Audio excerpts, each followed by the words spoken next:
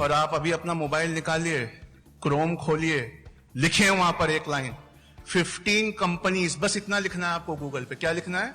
15 companies. उसके आगे Google prompt करता है, और गूगल क्या प्रॉम्प्ट करता है हम सब जानते हैं, जो जितना ज्यादा सर्च हुआ वो उतना प्रॉम्प्ट करता है। तो जैसे ही आप लिखेंगे 15 कंपनीज, गूगल आगे लिखता है that don't require a degree.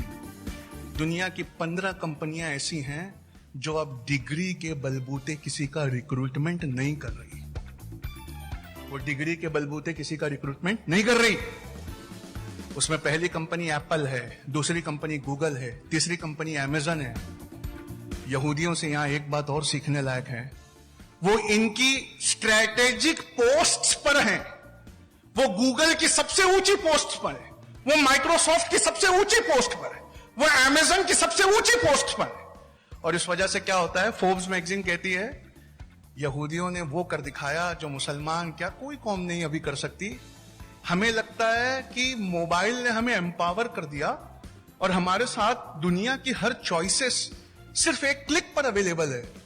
यहूदी जमात हंस के कहती है दुनिया के पास वही चॉइसेस अवेलेबल हैं जो चॉइसेस हम दिखाना चाहते हैं। इसलिए पैलेस्टीन में 2021-22 का आंकड़ा सुना रहा हूं, 16,990 से लेकर 23,000 बच्चों को हड्डियां टूटने तक मारा गया है।